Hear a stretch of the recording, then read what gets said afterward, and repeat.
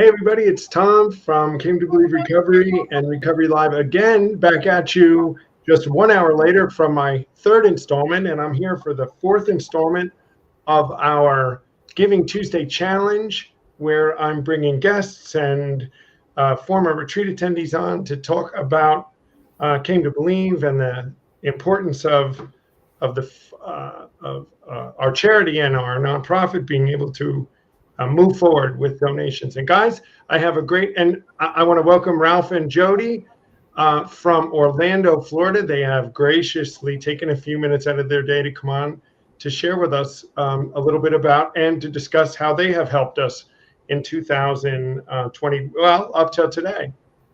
But before we go on, guys, I want to give you a great update. We were going to raise $2,000 today. That's what we thought.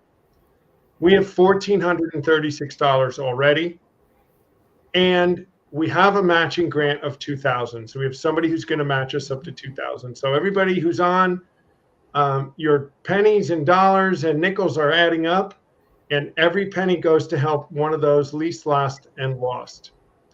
And speaking of that, Ralph and Jodi helped us in the time that we've been in associating with us raise upwards, maybe a little more than $60,000 that has helped us continue our mission.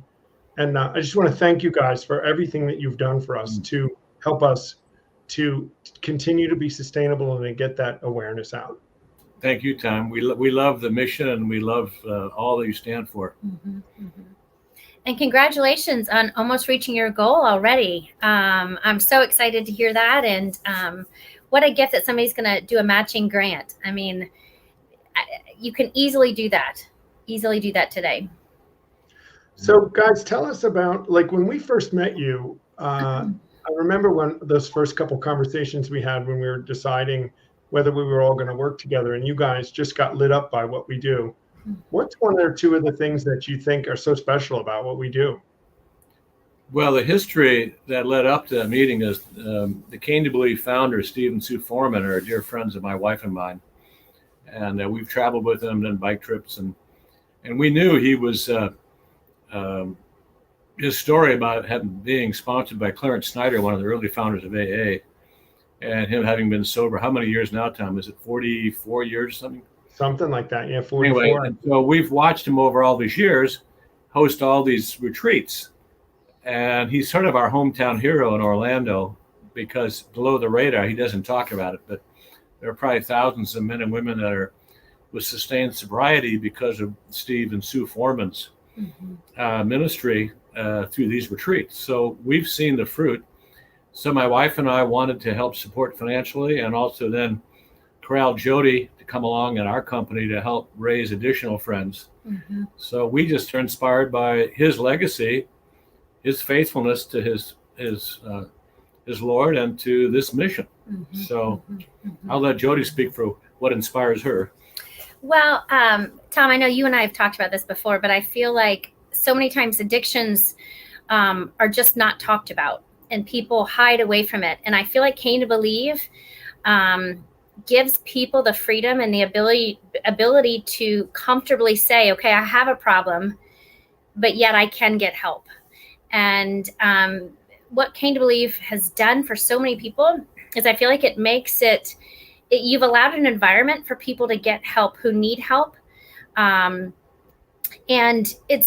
you have such proven success and a rich history on lives that have been changed. And you've brought, I think personally, I don't know much about the addiction world, but you've just brought, you've made it something that we can talk about and we should talk about, and it's okay to talk about. And I've just been so impressed by you and also just what Steve has done as well.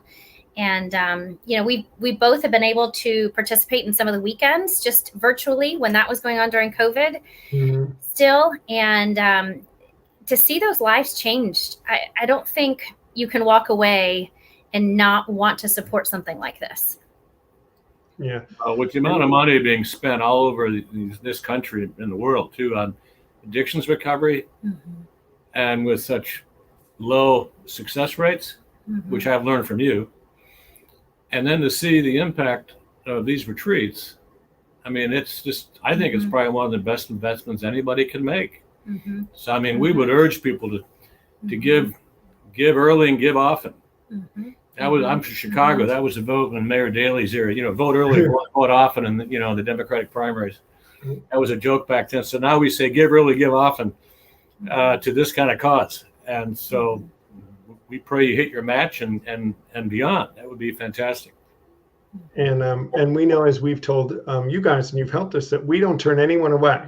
Mm-hmm. So one way or the other, anybody that wants to come, and it's such a jump start for people. And guys, you guys know as well as anybody, everyone we've talked to when I was with you guys, the hospital groups and all, they all are in such need, and they all don't have the answer as much as people think they do, right? We met with those groups in Florida, and they were like, wow. Yep. But again, guys, for us to be engaging in some of these, they could help support us, but it comes down to money in the end.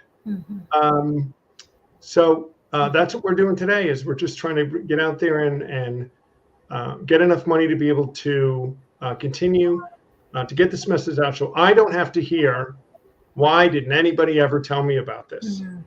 Which is one of the common things. So you hear that after retreats, Tom? All the time. Why didn't anybody tell me this? When I was in the shelter in the Bronx last week, guys, and we were with the Franciscan friars and the missionaries who are in the healing business of souls, they stood with their jaws on the ground at the simplicity and straightforwardness of the message that we give, which is with the Christian principles behind it. The impact we had on even those clergy was inspiring to me, and I know that they want nothing more than to see this tool we have be in their toolbox to help them to be able to reach the demographics that they're reaching. It was really eye-opening. Wow. Tom, I forget, but I think you told us we had some events down here we helped with. It was like every retreat is at least a $10,000 commitment from Came to Believe Recovery, correct? Roughly. It is. Roughly. So if there are a couple people listening to the live stream that have capacity beyond, $5, $10, $25, $100, maybe they'd want to match the other donor $2,000 and get 2 or 3 more matches in there and get it up to 10, because that would help you sponsor one full retreat from Giving Tuesday, which would be fantastic. Well, that would be a great thing. So I don't know who's listening, but if people have that kind of capacity, I urge you to step up and bless Tom and his whole team, because they're doing a great job. I think when we hit the 2,000, and here I said when, I'll get Lisa to put out there, let's take it up and take it up to 10. Keep going. Yeah. Yep, keep going. I want to thank you too, from the bottom of my heart. I love the both of you, and I would literally do anything for you. Most of the things that are happening right now behind the scenes up here in New York City originated because of efforts that you guys have made, contacts I've gotten through you guys. It's been you, and I want to just thank you so much for everything that you have done and are doing for us. You're just helping so many people to be recovered from addiction and out of brokenness. I want to thank you. We enjoy helping you for sure, and we believe in what you're doing. Yeah, I agree. Thanks, Tom. And we're, just so you know, we are developing our program for Jodi to come for her chicken addiction. So Jodi has chickens, and we're not. Tom's just not a fan of chickens yet. Right? Well, she did introduce me to her chickens. I had to sit with them in her backyard. That was part of your recovery program. Yep. We call it part of my chicken therapy, right? You had to see how recovered I was, Ralph. That's what it was. That's right. That's a true friend, to come sit with me and my chickens. Right. And yeah, I did. And I would do it again, Jodi. I would do it again. I'm sure I'll see you guys over the winter. I'm going to get out of this cold weather at some point and come and visit you guys. Sounds but thanks again for coming, taking out of your busy day to come on and share this with us. I really, Thanks, Tom. Sounds Keep us posted. great. Yes, we pray keep that going. you hit your numbers and even exceed them. So Keep going.